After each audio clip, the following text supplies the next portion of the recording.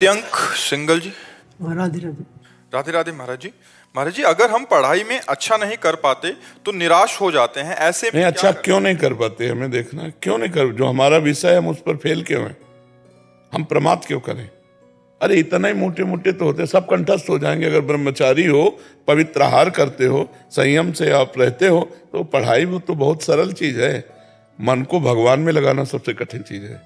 संसार में सबसे कठिन बात है मन को एकांत में बैठकर भगवान में लगाना। कोई भी लगा के दिखाओ, बहादुर हो तो लगा के दिखाओ। कितने भी बड़े बलवान हो, जिस समय मन भगवान में लगाओगे विषयों में जाएगा। अब रोक के दिखाओ उसको। पहाड़ को उठा लेना सहज है, यद्यपि कठिन है, लेकिन मन को रोक लेना बहुत कठिन है। अगर मन ने ठान लिया उस विषय का चिंतन, तो तुम लाख उपाय करो, करेगा और तुमको झुका देगा, रौंद देगा, गिरा देगा। बड़े बड़े ऋषि मुनियों को गिरा दिया, तुम क्या चीज हो?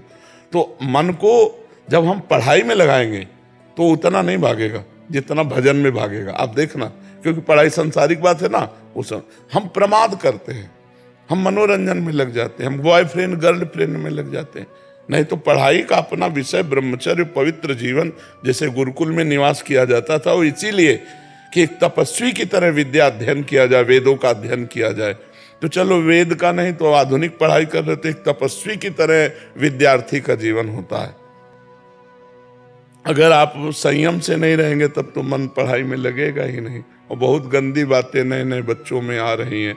नशा करना, व्यभिचार करना, छल कपट करना, द्वेष करना, हिंसा करना, चोरी करना, माता पिता का अपमान करना, ये सब बहुत सी गंदी बातें आ रही जो बिल्कुल नहीं आनी चाहिए। विद्यार्थी जीवन एक तपस्वी जीवन होता है, एक पवित्र जीवन होता है, एक संयमी जीवन होता है।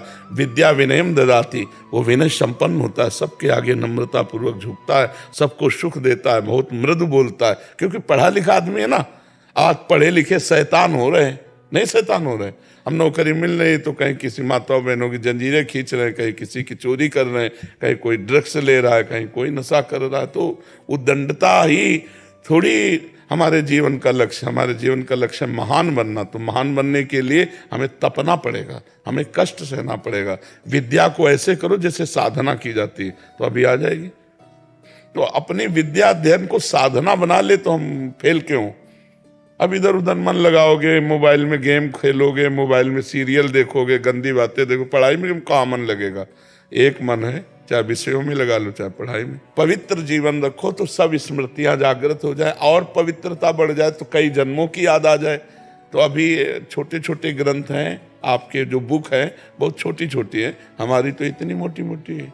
हमारी पढ़ाई कमजोर थोड़ी। महाभारत 6 खंडों में इतना है। बड़े बड़े ग्रंथ हैं, उनको पढ़ना होता है। केवल पढ़ने नहीं होता, समझना होता है। केवल समझने नहीं होता, अनुभव करना होता है, चल के अनुभव करना होता है। तो पढ़ाई में अच्छे बनने के लिए शरीर स्वस्थ, विचार पवित्र, तो इसलिए दंड बैठक मारते हो? कभी कभी रोज नियम पूर्वक लगाना चाहिए। दवा कोई वर्जिश से बेहतर नहीं, नुक्सा है कम खर्च, बाला न सेन, शक्ति बढ़े, फुर्ती लहे, चोट न अधिक पिराए, अन्न पचे, चंगा रहे, कसरत सदा सहाय। दंड बैठक मारे तो थोड़ा व्यायाम करो, दौड़ करो 1-2 किलोमीटर, और फिर प्राणों का संयमन करके और फिर पढ़ाई में बैठो तो तुम्हारा दिमाग काम करे। अब विद्यार्थी 10-10 बजे तक सोते हैं।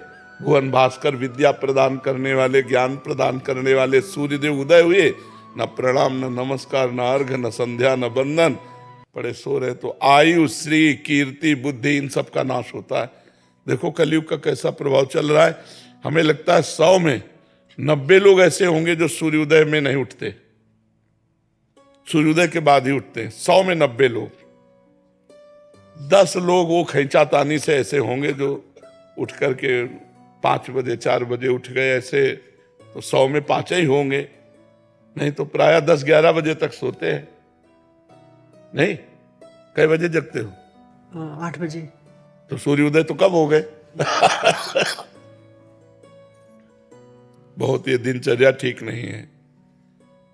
मतलब सूर्योदय के पहले जग जाना चाहिए, इससे बुद्धि का प्रकाश होता है।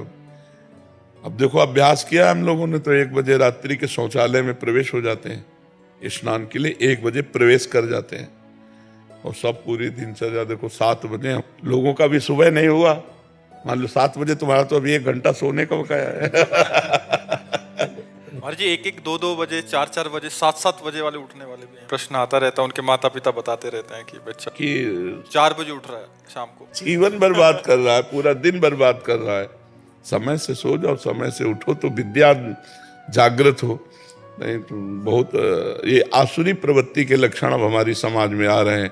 रात को जगते हैं महाराज जी, रात को जगते हैं, पूरी रात मोबाइल हो, इधर उधर गंदी बातें, और दिन में सोए तो फिर ठीक बात नहीं। समय रखो, सही ढंग से अपने समय को काटो, अच्छे आचरणों में काटो, अच्छे ग्रंथों के पढ़ने में काटो, परोपकार करने में काटो तो बात है। अब इधर उधर घूम रहे हैं 12-1-2 बजे 3 बजे तक, और फिर शयन किए तो 10 घंटा सोए, वो जीवन ठीक नहीं।